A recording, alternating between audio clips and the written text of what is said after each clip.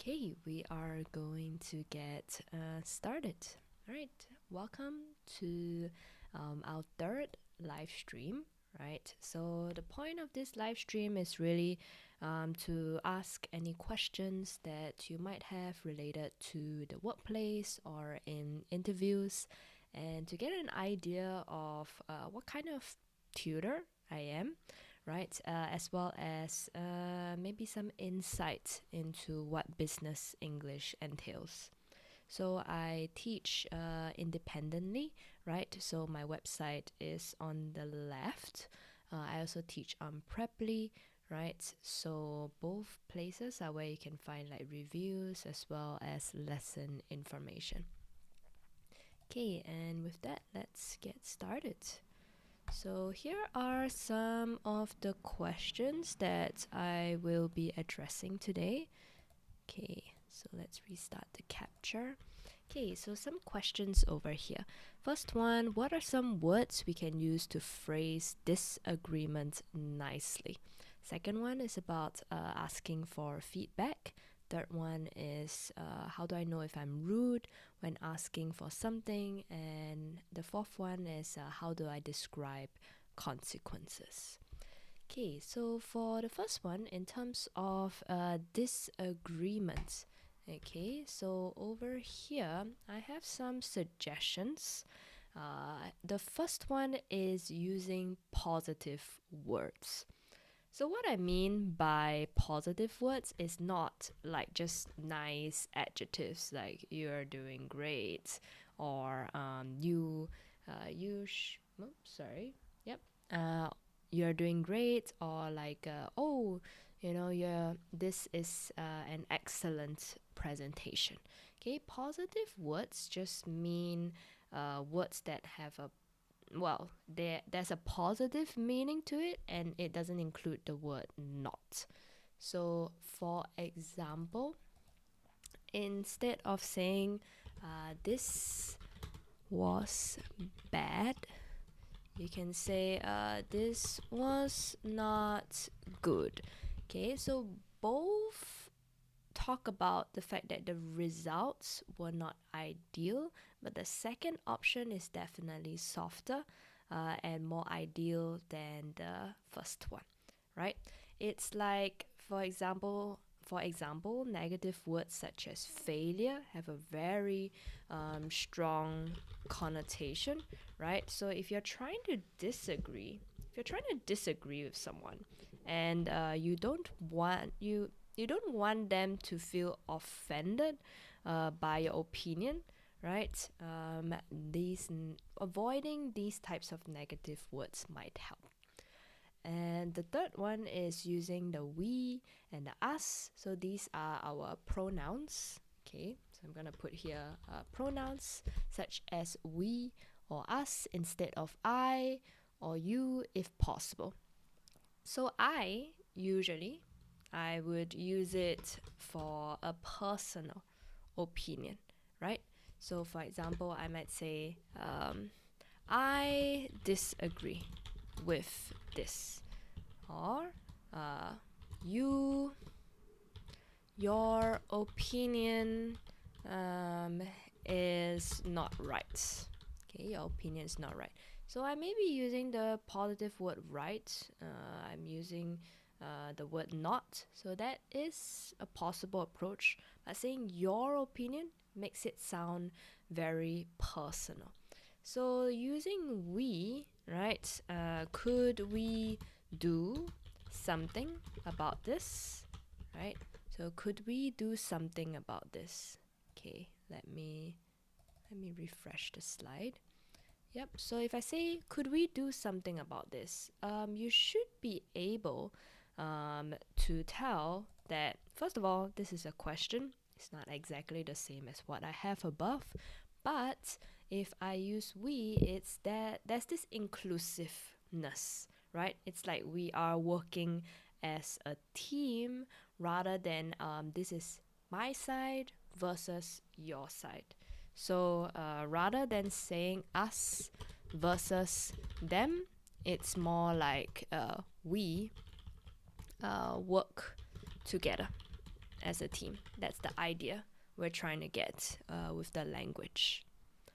Okay, give me a moment while I check something.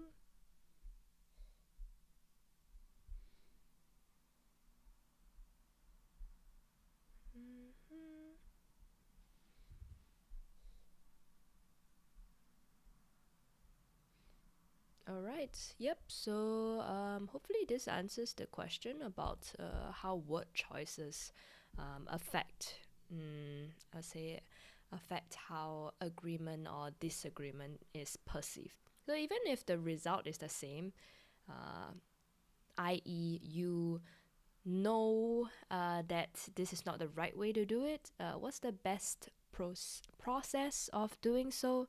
Is another thing. All right, and with that, we are going to move on to our next part.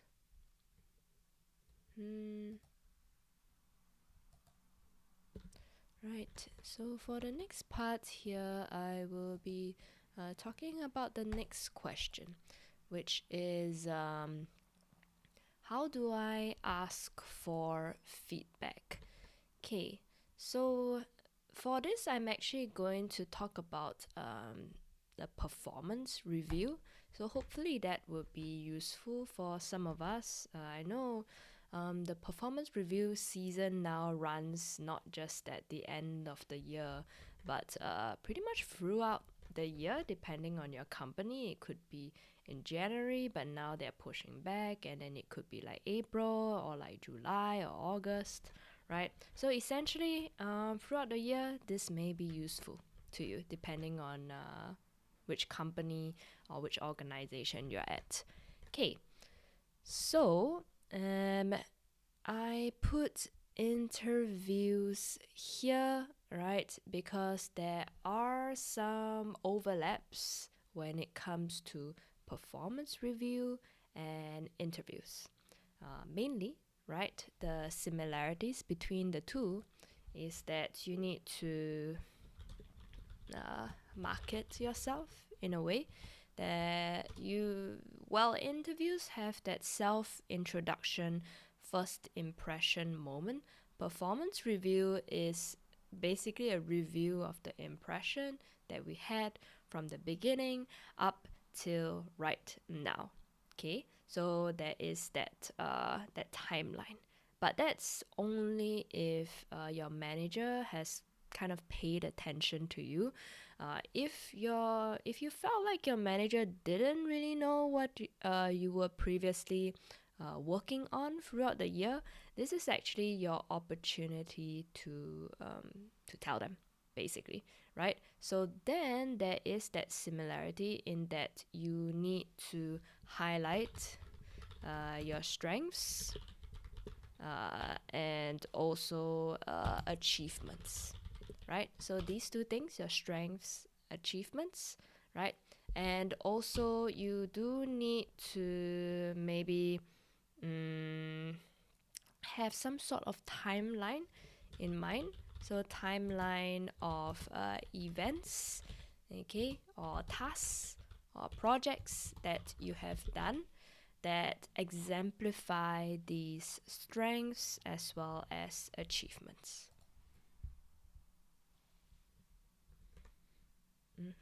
And then in terms of differences, of course, we already know that they are two different things. One happens when you are in the job and perhaps you are trying to get a promotion. And the other one is you haven't gotten the job yet. So you are trying to get that job. But other than the literal differences, the main one would be how you position yourself to the manager or the interviewer. So I would say largely an interview is much more formal. So there is a difference in the formality that we're talking about here. So what I mean by formality is that in the performance review, you have what I would call, it's like a semi-formal situation because there's already an established relationship in a performance review. So there is that established, well, hopefully an established relationship during a performance review, whereas interviews are about first impressions. And because of that, um, it makes it, I would say, there is a significant difference in how you would present yourself. Because, like, if there's an established relationship, the important part is that you either need to remind the person who is doing a performance review of this relationship that you have, this and I'm not even saying like you need to have a close relationship, but more of there should be some sort of collaboration in this process rather than the feeling that oh, it's a teacher student in school kind of dynamic. That kind of dynamic would not likely lead to a good performance review. Would be That's usually the case, because if there is already an unequal dynamic, that would mean that you may not have certain traits that usually lead people to have that promotion or to have that recognition, right? Which is people who tend to be seen as having leadership capabilities, who are more autonomous, able to do things on their own, able to achieve, right? I don't need to micromanage them, etc. On the other hand, when it comes to formality for interviews, the first impression shouldn't be, well, it really, I don't want to say that there's only one type of impression you should give in an interview, because everyone has their different strengths. But you kind of have to find what is the angle that feels most accurate to the work that you are able to do and the self that you are able to portray. So trying to find a completely different self, it is acting class, and we are not trying to go for acting class. We're trying to see if our usual work self, which we are going to assume is the ideal self for yourself, right? And translate that into an interview where it's a high pressure environment, in the way that a performance review is unlikely to be at that level of pressure, right? Okay, so I'm gonna continue on with this actually. So let's talk about marketing yourself first. Okay, so highlighting your strengths and achievements. So I am going to show this slide over here, right, which talks about different, maybe some of you have heard of this before, but like competencies. So, and different adjectives or adverbs that can be used to describe them, right? So, for example, the first competency that we have here is execution. So that has to do with how you are able to do things, right? Like, in other words, like how good of a worker are you? So the adjectives that we are interested in would be related to being productive, being consistent, being reliable. So you can see here is like, if I want a certain result, are you able to execute? Are you able to produce it for me? That's what it means. And when it comes to adverbs, right, we are kind of changing some of the adjectives into adverbs, like consistent to consistently. We also have efficiently. So being efficient, being diligent, hardworking, right? Of course, I think diligent is the personality that you're able to infer from having good execution. So, of course, you can be someone who is able to produce great results without that much hard work, right? But I would say usually people kind of associate hard work with good work, even though that's not always the case. But to an extent, part of corporate life or like the workplace would require you to look like you are working hard or actually work hard, right? So both things can be true at the same time. The second part is actually on initiative. So by that, we are talking about people who are proactive, who are ambitious. This word self-starting is not so common. I would say the first two adjectives are pretty common. You may even have the word independent, right? Someone who is able to independently, right, in the adverb form, independently, not just work, but potentially make decisions as well. So independently make decisions, able to, uh, do their own thing without having to be guided on small things.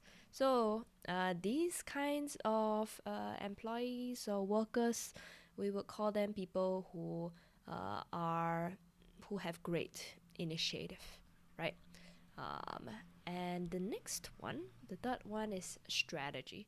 So I think this would depend on what kind of job you are in. Does it require a strategic mind, right? Does it, or like at which level of the corporate ladder are you at?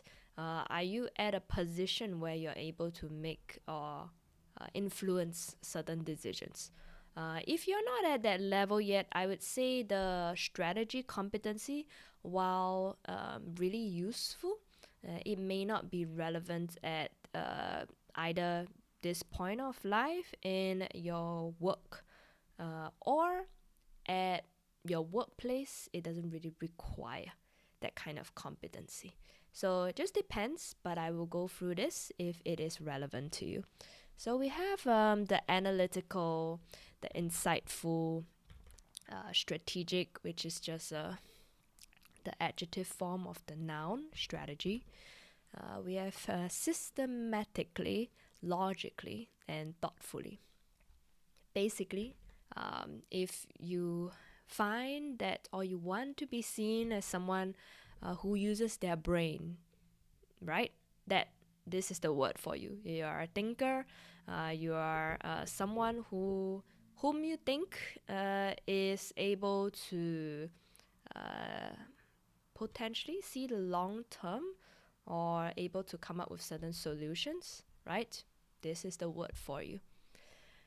The next one I have is innovation. So innovation and strategy, there are some overlaps, right? But the part about innovation is that you're not just offering ideas, you're offering ideas that are unique.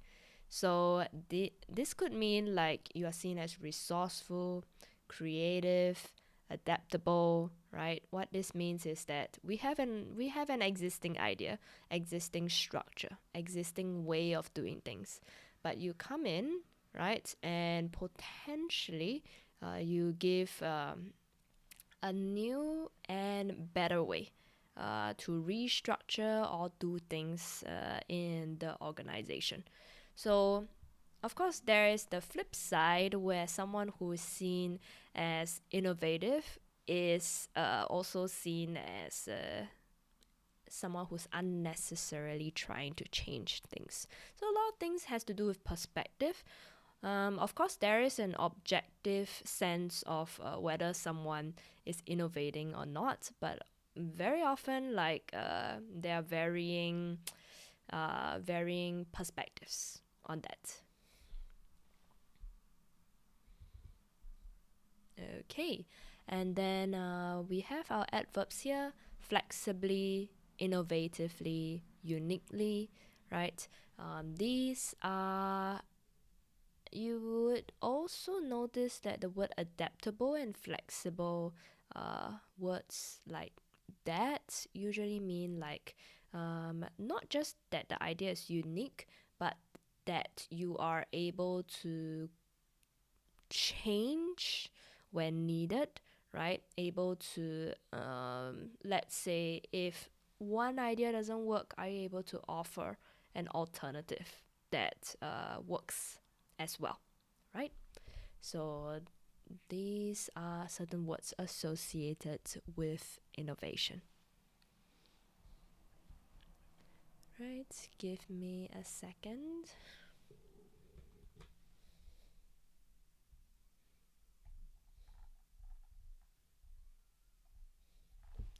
Yep, okay. And the next part would be related to leadership. Let me see if I can refresh my slide. Okay, got it. Okay, leadership.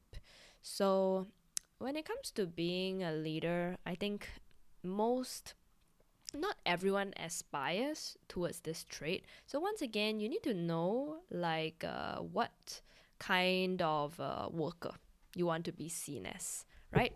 And these are some possibilities that I'm offering here. So a leader can be seen as empowering, as collaborative, as persuasive. So these words here, empowering, meaning are you someone who can influence other people to do good work? Are you someone who works well with people? Are you someone who's convincing, right? So these three words are linked to good leadership. And here we have inclusively, diplomatically, authoritatively. So these are slightly different from the ones on the left, these adjectives. Being inclusive, right, could mean are you able to, within a team, right, make sure that everyone feels like they're contributing in some way, that they're not left out. So that's also a mark of, like, you know, a good leader.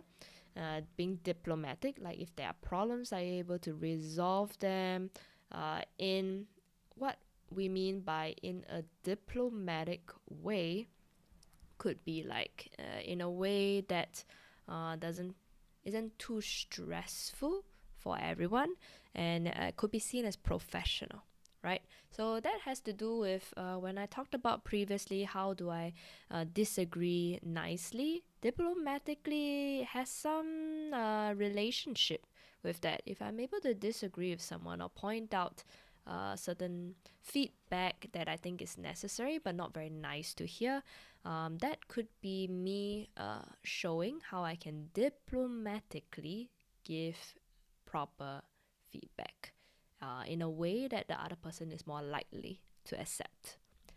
And the next one we have authoritatively. So authoritatively is the difference between that and collaborative or inclusive is that are you able to make certain decisions in a way that people will respect. So it's like, are you able to establish your authority? Of course, if you are someone's manager, there is that automatic authority. You're already in a position of power. But just because someone is in a position of power doesn't imply that they have leadership skills. So those two things are different. So that means like a person who has an authoritative personality, right, could on the flip side mean that they are a bulldozer, right? Someone who doesn't listen. But in this positive reenactment of leadership, being able to do things authoritatively means that sometimes you seek other people's feedback, and other times you go ahead, either for the sake of efficiency or that you are making the final call and you're taking responsibility for it. That is a mark of one kind of leader.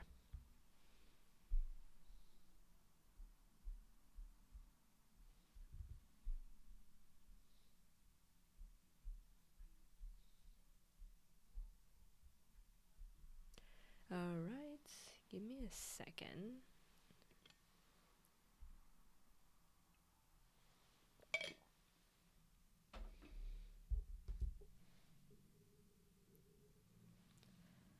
Okay, so the next one is on communication. So, of course, everyone claims or wants to be a good communicator, or at least that's one.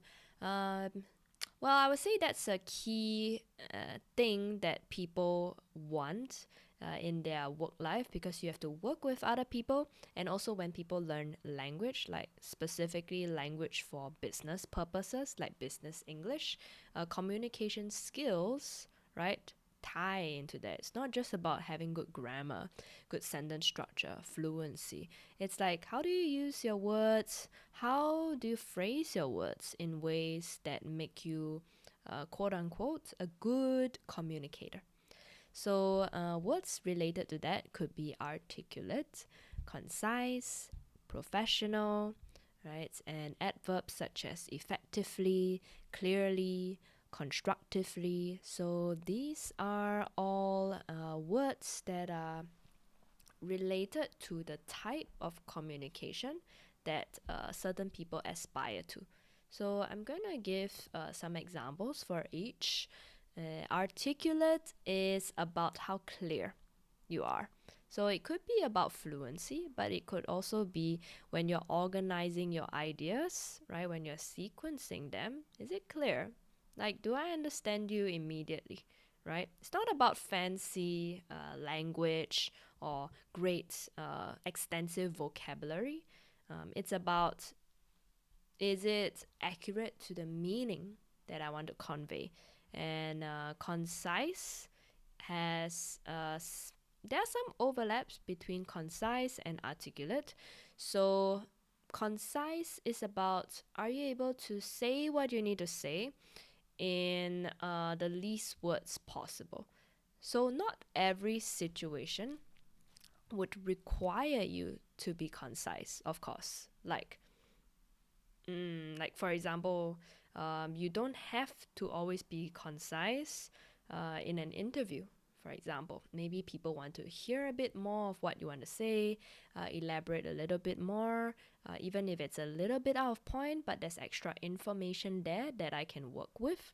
But being concise in a presentation or when answering a question can be really helpful for your audience, right?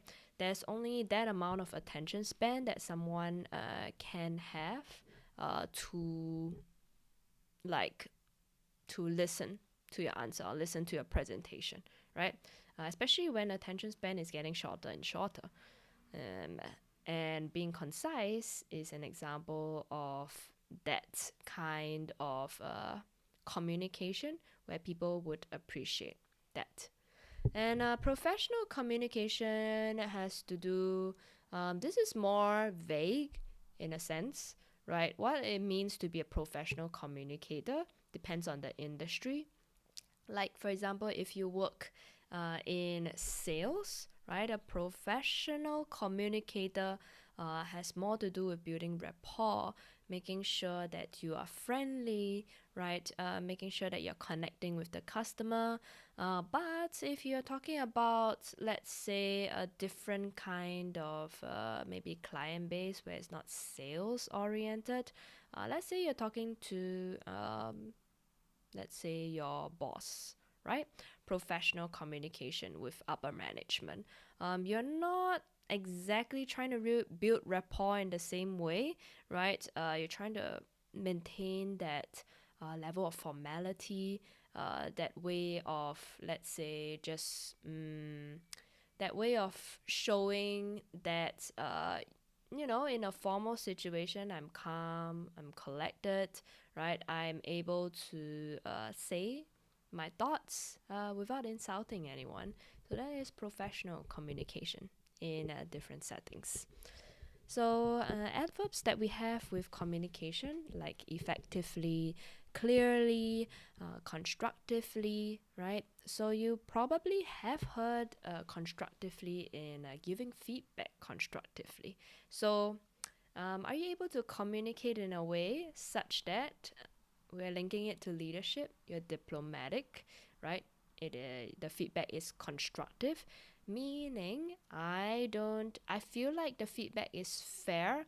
Of course, I may still be hurt by it. I may still feel like it's not accurate, but it is fair. I see some objectivity to it. And effectively, right? Whatever effective communication means may also depend on what the people around you are used to.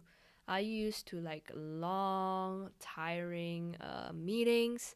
Then a way of effective communication could be like a meeting that is more concise, more articulate, right? Where the information is presented in a specific way. Like, let's say, instead of just having one word on the slide and then talking for 5 minutes. We have bullet points, we have different graphics, we have different visuals, right? That is something that you can think about.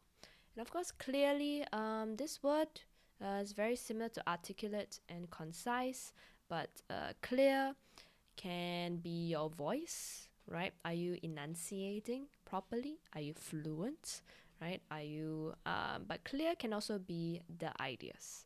When it's like writing, it's like even writing a text message to someone. Whether it is clear or not, right? Depends on, are you writing it with that person's like preferences or personality in mind, right? Is this someone who goes, "Hi Sam," and then doesn't follow up with anything? Are you able to kind of adapt, right? Of course, we're going back to it's not exactly this kind of adaptable in innovation, but what I mean, are you able to communicate differently according to the stakeholder? That is part of what I mean by adaptability.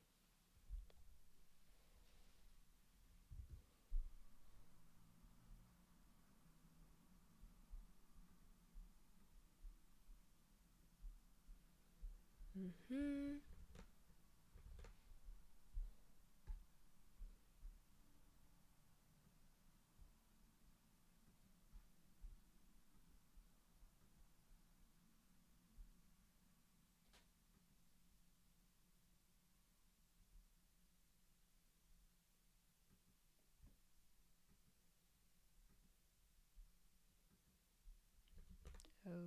Okay, so for the last one, we're talking about reliability.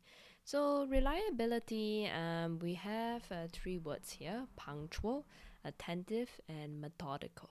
So, being punctual, you also see the word reliable in execution. So, I'll talk a bit about that in a bit. Being punctual is the basis of a lot of places that require, well, in any case, punctuality can be to do with, can have to do, can be related to deadlines, right? Showing up. If your company is particular about the time that you show up in the morning, right? Of course, how early are you for meetings, right, etc. These small details make up our impressions of a person.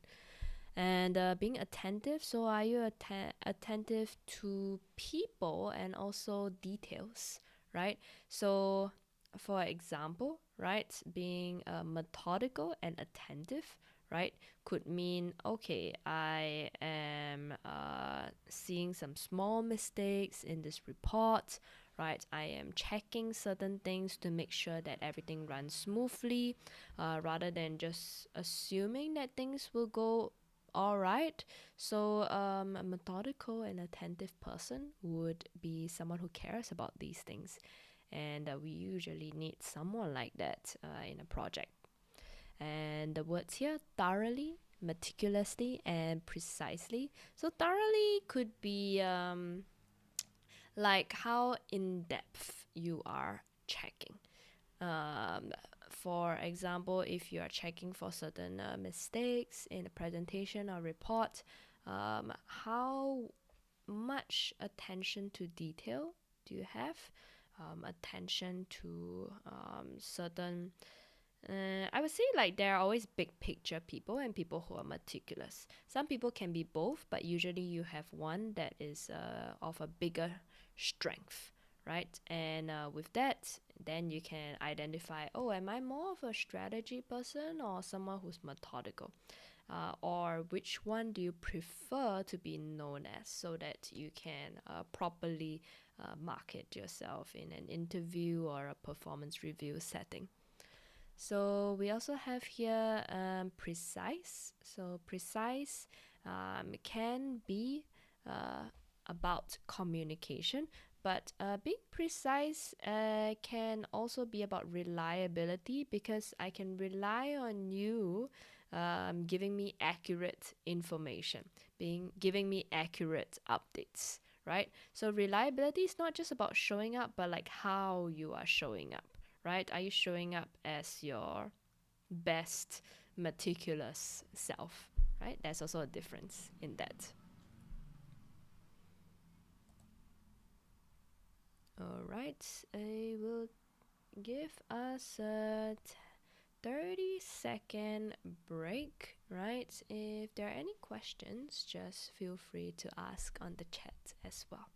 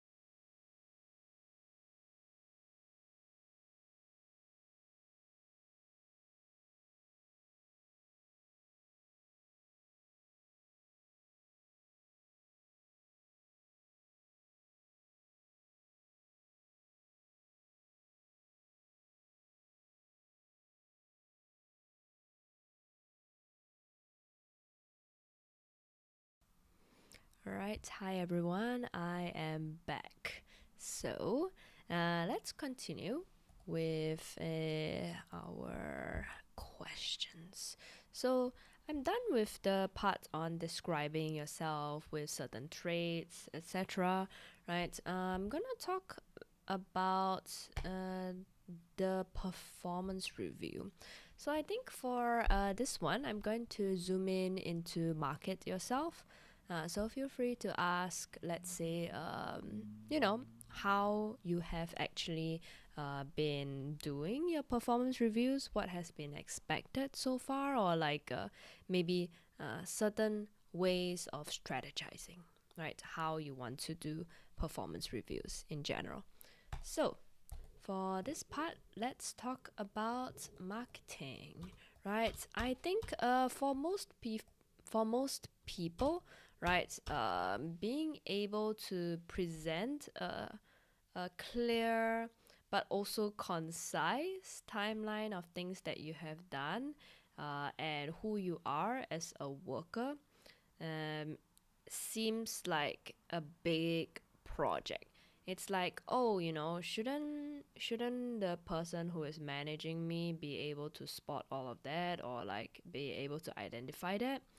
I don't disagree with that assumption because that is part of a manager's job.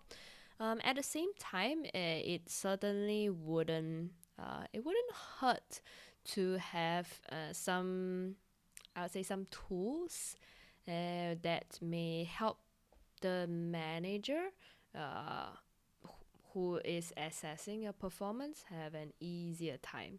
Not necessarily only because you want to help, uh, let's say, help them recognize certain things that you have already done. It's also doing justice to your own visibility and so on.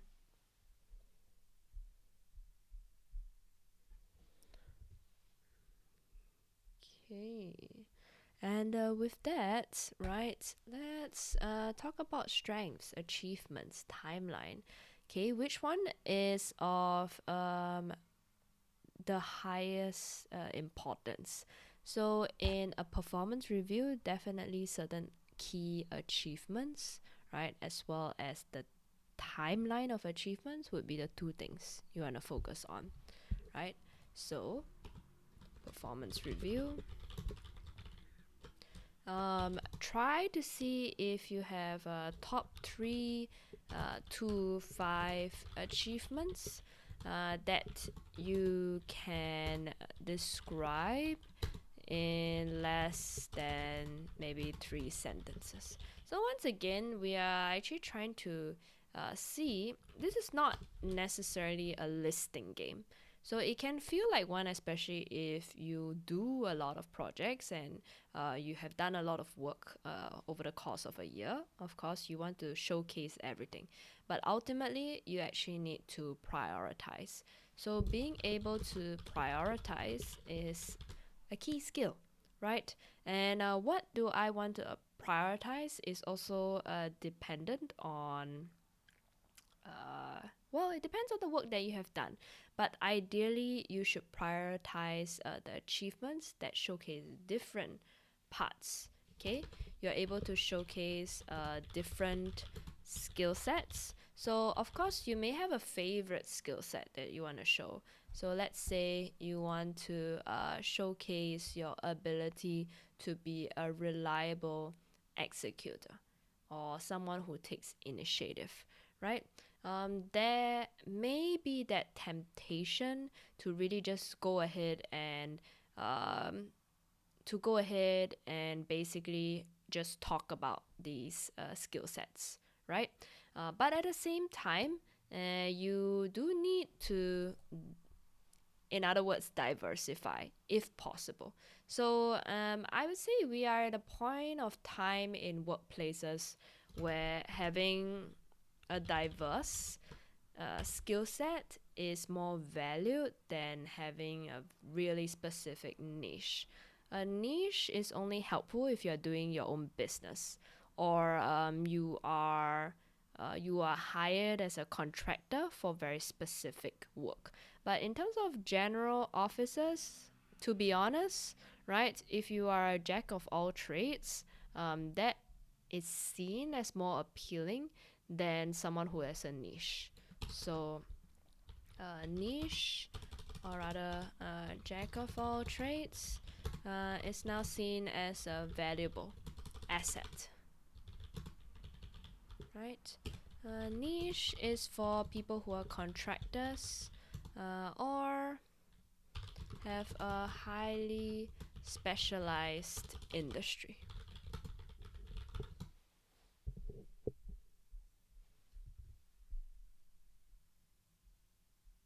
Mm-hmm.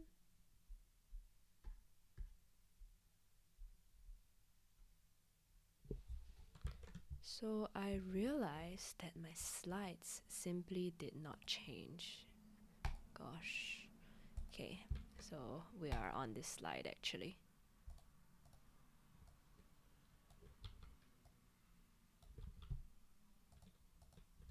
Okay. With that, I want to talk about in terms of the interview perspective. So the interview perspective is a little bit different, right? In terms of skill sets, you do still, I would say having a good range, right? Having diversity or range, right, is fairly valued, right? Top 3 to 5 achievements. But ultimately, I think what people are looking for in an interview is also how well you fit in the team that they are hiring for. So sometimes it can be a personality fit. Okay, so I'm gonna add this here actually. So for interviews, right? Okay,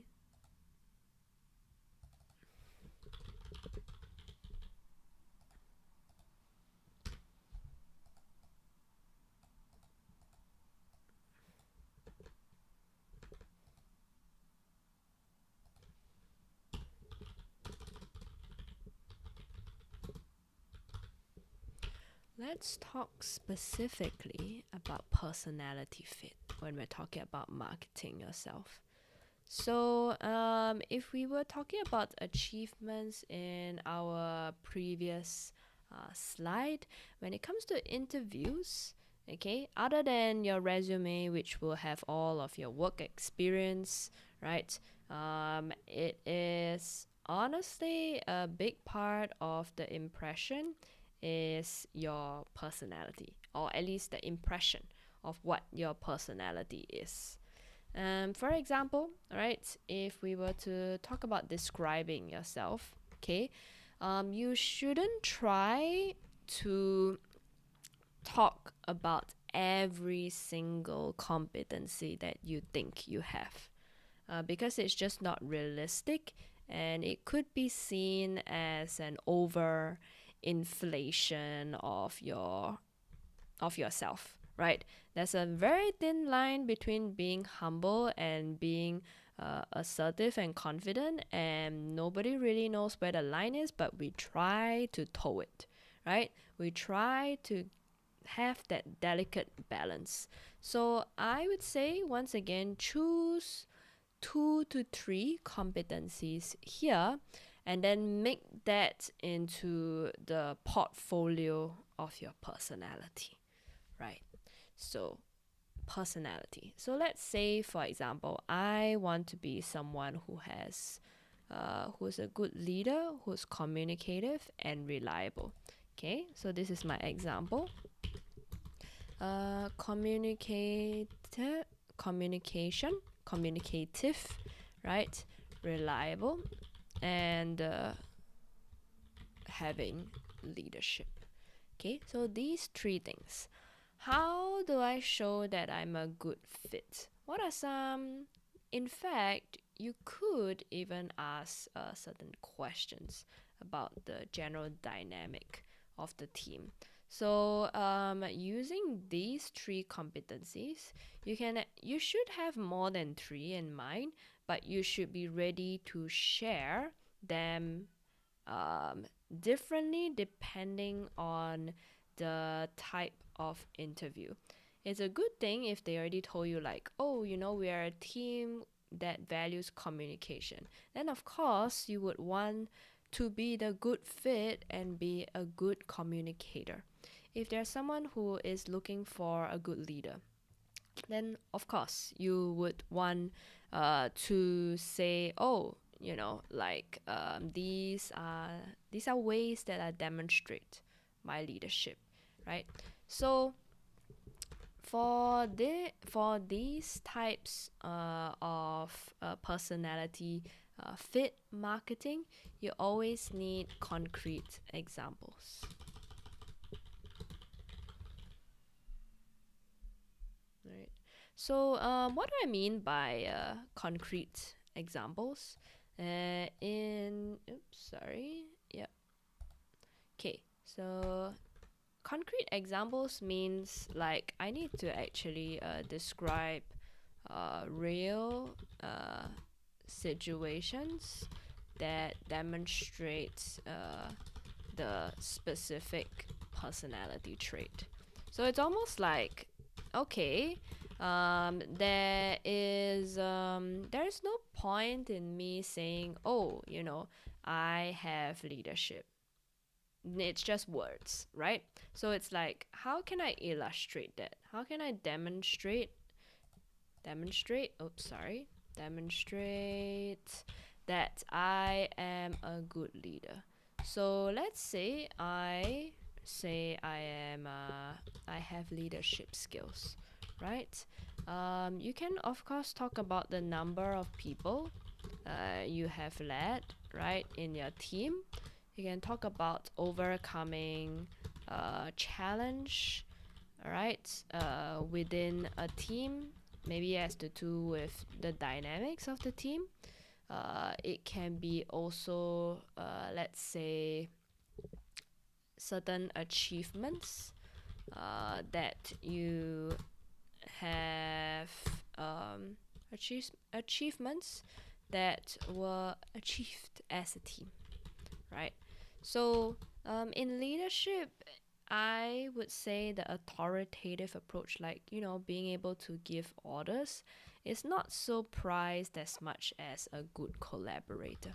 So, if you had to choose one, being a good collaborator who is able to make difficult decisions is kind of the highlight of what a good leader at in workplace in this day and age may be looking for, right? So we're not talking about someone who's able to give orders, right? Anyone can give an order, right? It's just a matter of how comfortable are you with giving orders.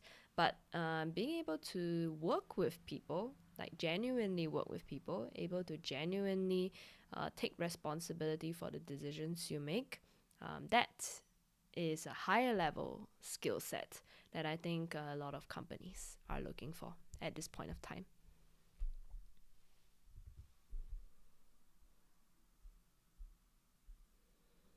All right. Okay. So,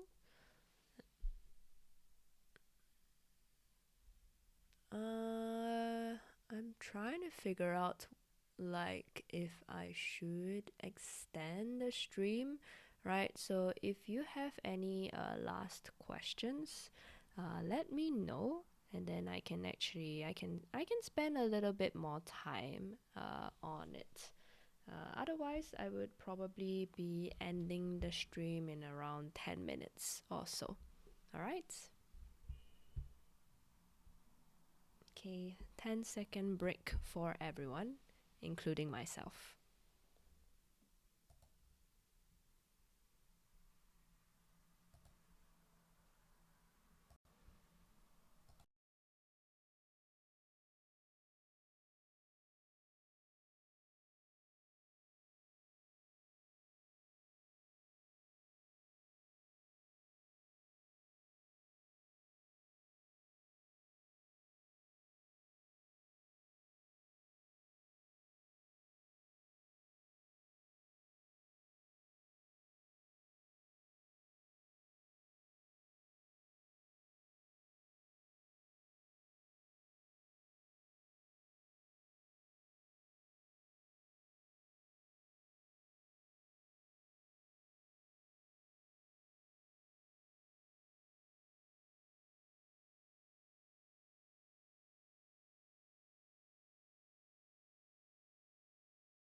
Hello, I realized that I did not know how to use the Q&A, and now I actually see what is there.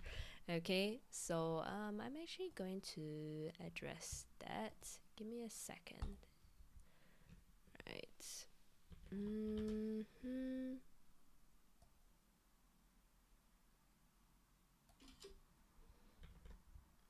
All right. So let's talk about this part here. Where is my...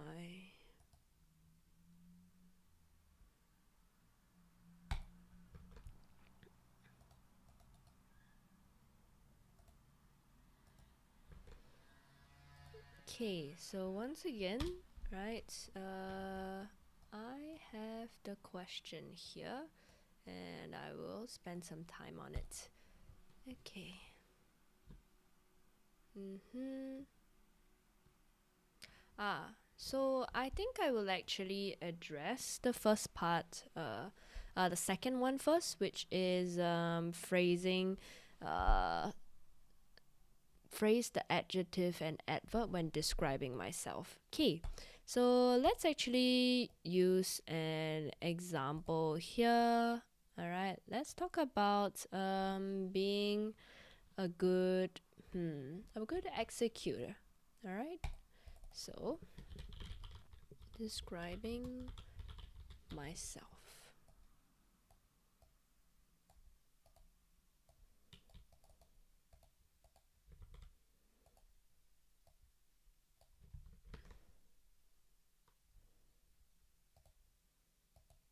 Okay, so first of all, right, when we are talking about using productive, you can say right, in interviews, especially or in performance reviews, there's absolutely nothing wrong with using the pronouns I, right? Because you're talking about yourself. That is actually the main goal. You have to talk about yourself, even if you're uncomfortable doing that. So I am consistent, productive, reliable teammate, uh, teammates. So you can say something simple like that.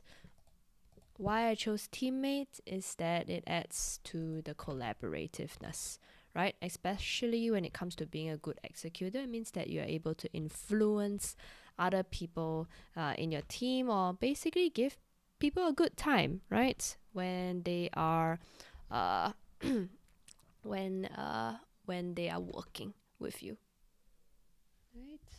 Okay.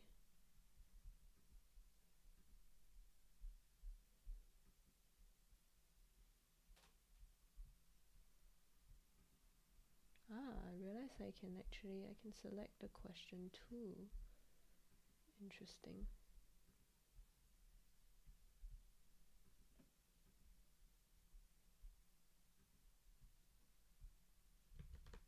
Ah, all right. Anyway, with this YouTube thing, I'm really uh I am trying to get the hang of it.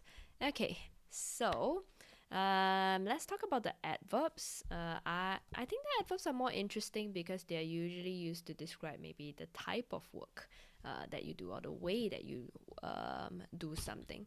So I am able to efficiently, right, or consistently produce good results. So I know good is a very vague term, so maybe you can say like you can elaborate more, right, about what the good results are. So that could be, let's say, talk about statistics. I'm able to talk about growth, 15% growth in like sales, right? And then, or you are able to let's say complete or finish certain key projects, right? Key projects, you probably need to give a bit more description when it comes to statistics or growth, or what good results mean. Okay, so I'm able to consistently, efficiently, diligently, I would say I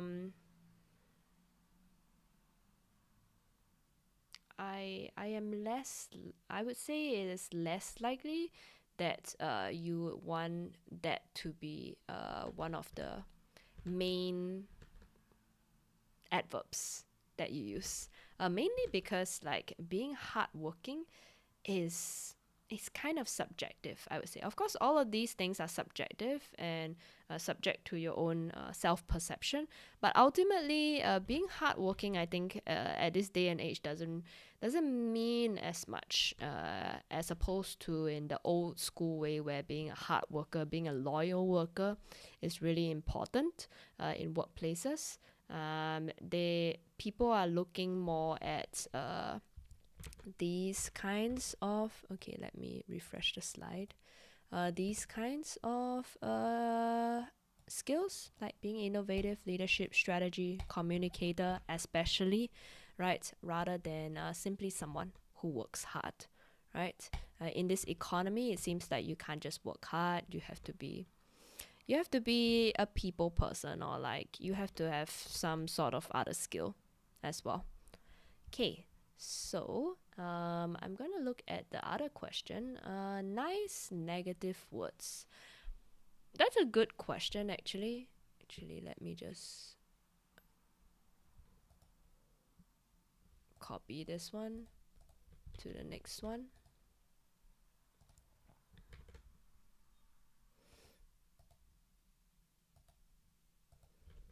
Okay.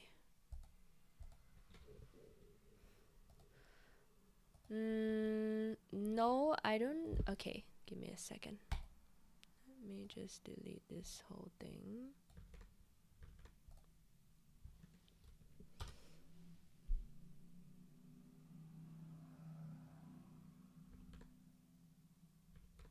Alright, so there are no, well, in any case, there are no like necessarily like nice negative words, but there are necessary words, is how I would put it. So, for example, the word deadline may be a scary word for some people, or the word, let's say, I talked about failure just now, but a less a softer version of that would be, let's say,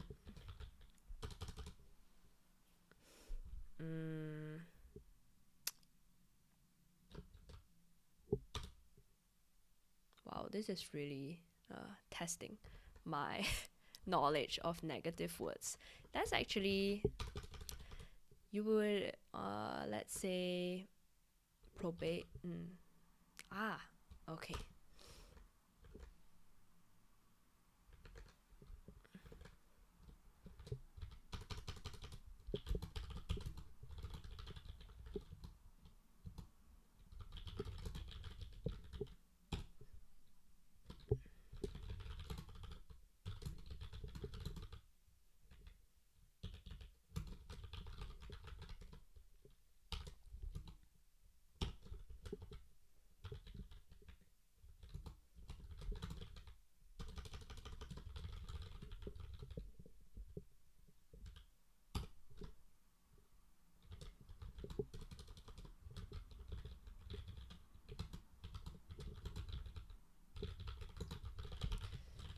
Okay, let's actually take a look at some. Okay, give me a second.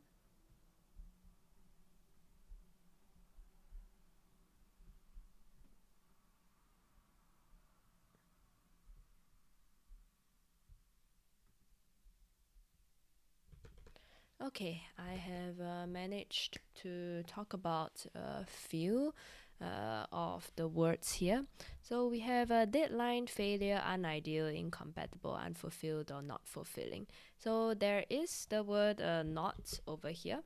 Okay, so all of these are delivering ways of delivering bad news. So for example, if I say we are on schedule, of course that's a good thing. Or if I say we are behind schedule, we are not hitting, meeting the deadline, right? We are not hitting objectives, right? Not fulfilling, not hitting. Okay, so all of these are words that you don't necessarily want to hear, right? The word behind tells us that. The word not meeting tells us that. Failure, as I mentioned, is still pretty strong. That's why you always say did not pass, for example, probation, or we weren't able to meet objectives. So did not meet objectives. So you see the word failure becomes did not meet, right? Rarely you would hear you have failed the assignment, right? If you ever hear you have failed the assignment, right? This is more likely to be seen in school, and at the workplace, you would rarely hear that. So, and the next one about unideal, this is a softer version of saying it's not compatible, right? It's not what we want, right? So, for example, this maybe this arrangement is unideal or not ideal, right? And it is still not like so positive, you know, like unideal is definitely not a positive word, but because it is paired, the un is paired with a positive word, right? The impact is not as strong. And of course, incompatible, pretty strong word. Like for example, our work styles are not compatible or are incompatible, right? And nobody really wants to hear that. Okay, let me see if I can restart. Okay, nobody really wants to hear that our work styles or our team's work style is not compatible with you. But once again, compatible, positive word, in putting it in front, not just not, all right, is another way you can go about it, right? It is a negative word, it's just more like it's if it's unavoidable, you will still have to use it. It's just more of what are some ways you can soften it. You can actually use modal verbs. Our work styles may not be compatible. This arrangement might not be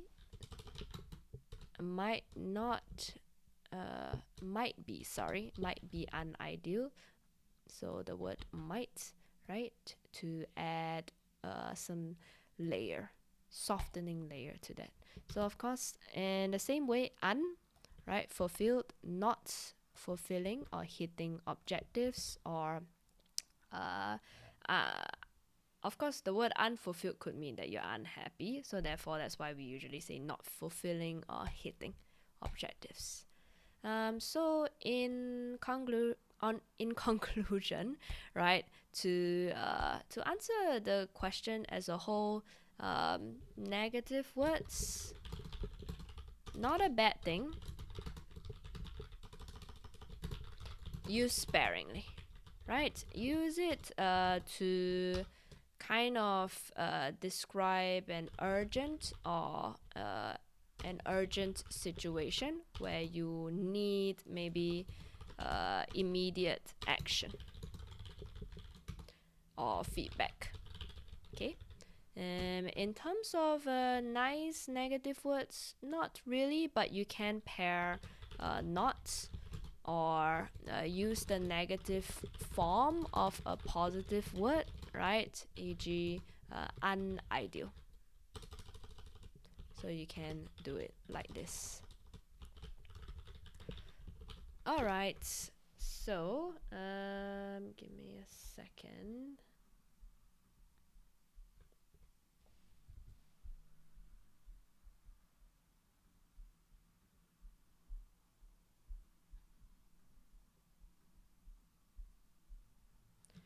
Yep, I would say that's the bulk of what I wanted to do today. So kind of in conclusion, okay, actually, yeah, it would be good practice, I think, to give some sort of conclusion. I haven't done that prior to this. So let's conclude what we have done today. So in conclusion, we talked about disagreeing nicely, right? We call that being professional. And we also talked about what's the differences between a performance review and an interview, right? How you can describe yourself, differences in describing yourself, using adjectives, using adverbs, right? And with that, choosing the correct or prioritizing the correct descriptors for your industry as well as your role and your seniority, I would say. And also, the last one would be how to talk about how to give a good first impression. So giving a good first impression, this would be for interviews, right? So for example, we talked about how you give a concrete example or real situations that are realistic, right? So giving concrete examples plus the descriptor of the adjective or adverb that you are using to describe yourself. Okay, let's see. All right, and that's all for today's live stream. So usually I have one every 2 weeks. Typically it is around this time, around like 4 to 4:30 p.m. In Central Europe time or SG Singapore time. So if you're interested, you can check out my lesson information or my Preply reviews, right? To kind of get an idea of how my lessons are like. Of course, in our actual lessons, it won't just be me talking. So it definitely has to be a two-way. In fact, it is definitely better if you talk more because that's the point of practicing in a class.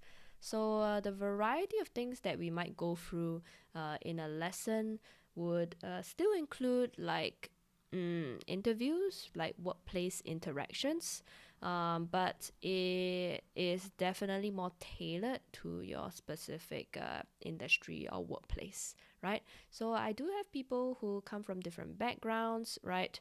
It could be from audit, sales, like in terms of different industries, like in the scientific research fields, or like doing corporate auditing, or it could be like could be retail as well, and also in design, in tech, in finance. So all of these, of course, they come with their own unique requirements. I'm definitely being quite general when it comes to introducing different ways in which you can use certain words, but they are applicable in a general sense, right? But if you have more like specific questions about that, right, this platform would be an opportunity to kind of describe your situation, see if it's a good fit for you or not. All right, and that's all I have for today. Thank you for tuning in, and I will see you next time. All right, bye bye, and take care.